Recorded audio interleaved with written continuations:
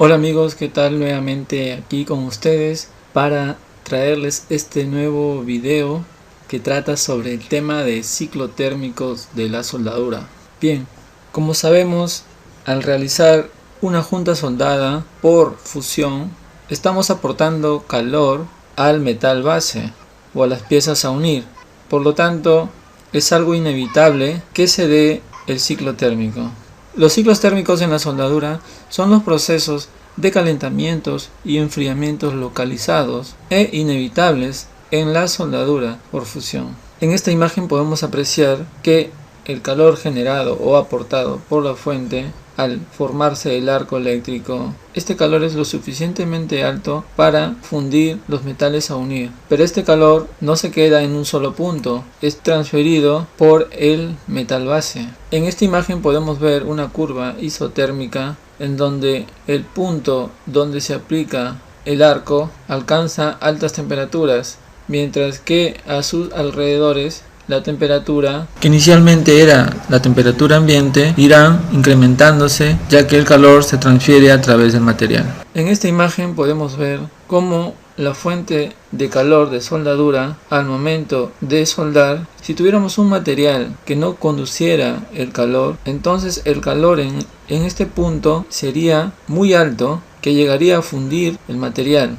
Mientras que el material que esté al lado de este que ha alcanzado a las altas temperaturas, si es que no conduciera el calor, estaría a temperatura ambiente. Pero esto realmente no se da. En la vida real ocurre que un punto en el material donde se esté aplicando el arco alcanzaría temperaturas altas suficientes para fundir el metal, y los puntos que estén al lado de ese punto comenzarían a bajar su temperatura gradualmente y hasta llegar los puntos más alejados a la temperatura ambiente, pero siempre teniendo esta curva que más adelante lo definiremos. Pero este calentamiento y enfriamiento del metal afecta a su microestructura del material, por lo tanto su microestructura cambiaría o variaría, pudiéndose generar martensita, que es una microestructura no deseable. Más adelante hablaremos con más profundidad de este tema.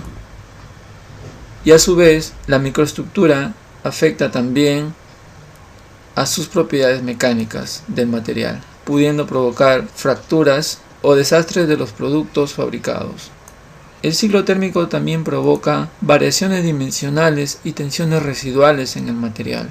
Al lado izquierdo podemos ver las curvas de distribución de temperaturas, como también las curvas isotérmicas.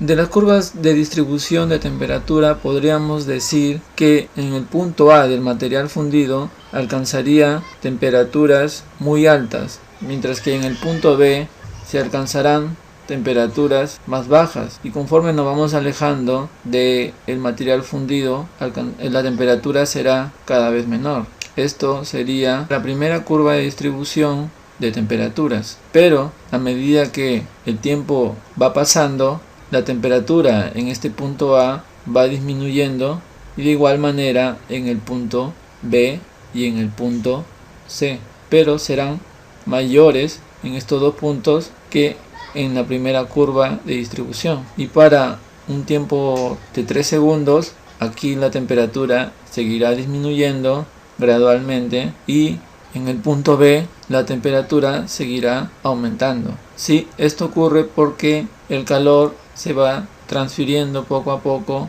a través del material, aumentando su temperatura. Las curvas de distribución de temperatura, como las isotermas, dependen de factores.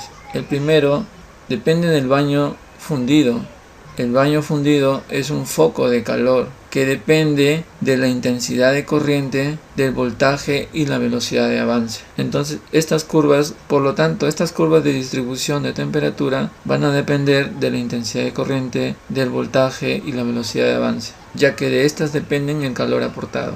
En segundo punto, el espesor de la pieza a soldar y el tipo de junta absorbe el calor, por lo tanto modificarían las curvas de distribución de temperatura. Otro punto, la temperatura inicial del metal base antes de soldar incide sobre el gradiente de temperaturas. Por lo tanto, es muy importante con qué temperatura inicial se va a soldar el metal base. En esta figura podemos observar las gradientes de temperatura de una unión soldada. Esta curva sería una curva de distribución de temperaturas, la que vimos anteriormente. Podemos comparar que en el punto A la temperatura es más alta que el punto B. A esta diferencia de temperaturas para estos dos puntos se llama gradiente térmico. Entonces podríamos diferenciar que el gradiente térmico entre estos dos puntos A y B para esta curva es más alto comparado con el gradiente térmico para esta curva. El gradiente térmico lo podemos determinar por la pendiente que tiene en esta curva. Se podría decir que esta pendiente es mayor, por lo tanto el gradiente térmico también será alto, mientras que esta pendiente es menor, por lo tanto el gradiente térmico es bajo. Un menor gradiente térmico, como el caso de la curva del lado derecho, significa una menor velocidad de enfriamiento. Por lo tanto, la soldadura de la derecha se está enfriando más lentamente que la unión soldada de la izquierda. ¿Sí? ¿Esto qué significa? Que si tenemos un gradiente térmico alto, el calor tiende a transferirse de una manera más rápida. Es por ello que en esta soldadura, con esta curva de distribución de temperaturas, podríamos decir que el enfriamiento es más rápido que para esta soldadura. Haríamos la pregunta siguiente: ¿será importante el enfriamiento de forma lenta o rápida durante el proceso de soldadura para las propiedades de la unión soldada? Pues esta pregunta la responderemos recordando sobre los tratamientos térmicos y las transformaciones de fase de los metales, la cual la veremos en otro video. Estas gráficas representan los ciclos térmicos de diferentes puntos de una unión soldada, donde se indica el gradiente térmico entre dos puntos. Como podemos ver, el de color rojo son los ciclos térmicos de varios puntos de la unión soldada. Punto 1 en el punto 2 son diferentes ciclos térmicos, y esta línea punteada son las curvas de temperaturas máximas. Esta vendría a ser un punto de este ciclo térmico en la que la temperatura es máxima. Aquí también tenemos otra temperatura máxima para esta curva. Aquí tenemos otra temperatura máxima, y esto genera una curva de temperaturas máximas. ¿Qué podríamos decir de las curvas de calentamiento y enfriamiento que vemos en esta figura?